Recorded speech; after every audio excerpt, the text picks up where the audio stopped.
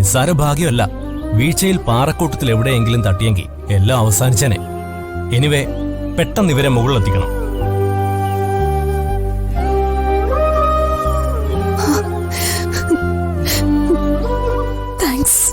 Thanks വരും. ഒപ്പം ചാടുമ്പോ ഞാനൊന്ന് ഉറപ്പിച്ചിരുന്നു മേഡം, ഇയാൾക്കൊന്നും പറ്റരുതെന്ന്.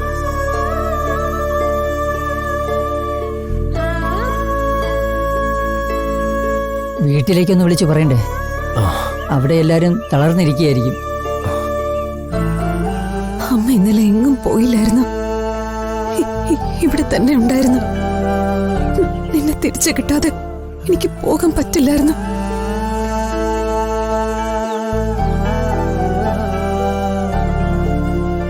ഞാൻ കുറെ നിർബന്ധിച്ചതാ മോളെ. പോലീസുകാർ വഴക്കുവരെ പറഞ്ഞു.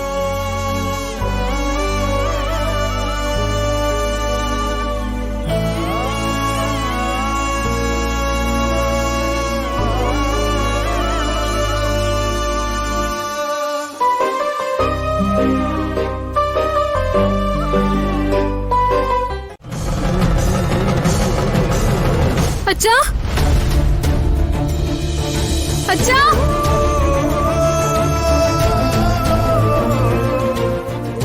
ഈശ്വര, അത് മോളുടെ ശബ്ദമാണല്ലോ.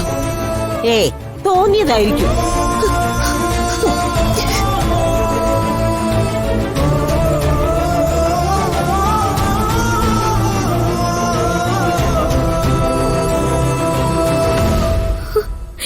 അച്ഛാ,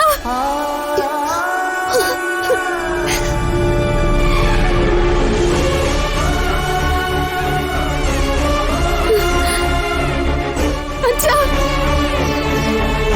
ദേവേട്ടാ, മോളെ,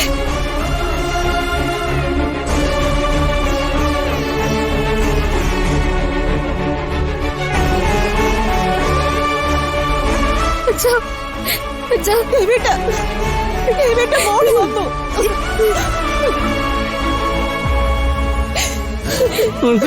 അച്ഛാ, മോളെ,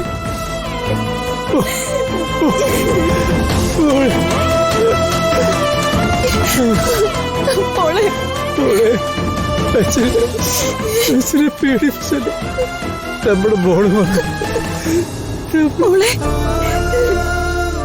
എവിടെയായിരുന്നു മോളെ? പേടിപ്പിച്ചു.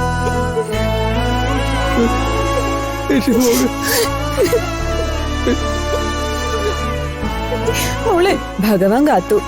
തിരുമേനിയുടെ പ്രാർത്ഥന വെറുതെ ആയില്ല. മോളെ, നമ്മള് ഭഗവാനെ കാണും.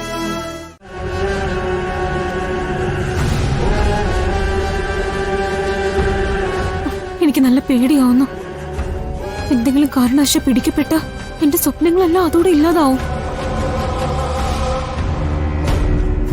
കണിമംഗലത്തോ ആറ്റുവാശ്ശേരിയിലോ പിന്നെ എനിക്ക് സ്ഥാനമൊന്നും ഉണ്ടാവില്ല.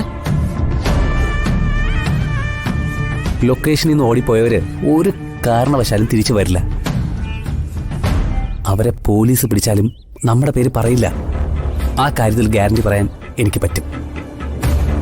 വേറെന്തെങ്കിലും രീതിയിൽ അന്വേഷണം വന്നാലോ? പോലീസുകാർ ഏതൊക്കെ രീതിയിലാണ് സഞ്ചരിക്കാന്ന് നമുക്കറിയില്ലല്ലോ.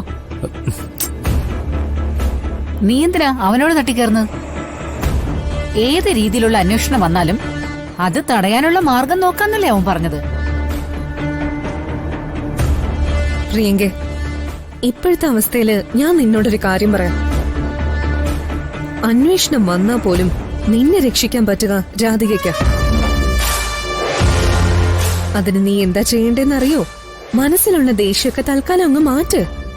എന്നിട്ട് ചേച്ചിയാണ് നിന്റെ ജീവനെന്ന് പറഞ്ഞു അങ്ങ് കരയ. അത് പറ്റുമോ നിന്നെ കൊണ്ട്? കൽപ്പന പറഞ്ഞത് സത്യമാണ്. നിനക്കെതിരെ ഒരു അന്വേഷണം തിരിയുമ്പോൾ അത് രാധിക തന്നെ ബ്ലോക്ക് ചെയ്യണമെങ്കിൽ ഇതല്ലാതെ വേറെ മാർഗമില്ല.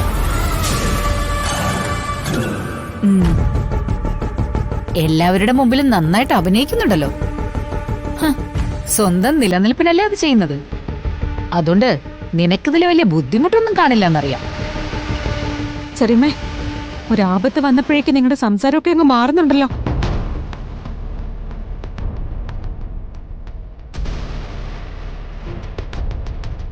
ഇങ്ങനെ പോയാ എന്തെങ്കിലും പ്രശ്നം വന്നാ നിങ്ങൾ എന്നെ ഒറ്റപ്പെടുത്തുമല്ലോ.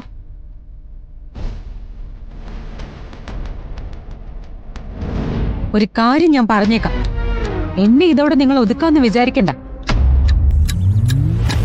എനിക്കെന്തെങ്കിലും പ്രശ്നം വന്ന് ഞാൻ കടുംബങ്ങളിൽ നിന്ന് പുറത്തായാലും എനിക്ക് പുറകിലെ നിങ്ങൾ 3 പേരും ഉണ്ടാവും.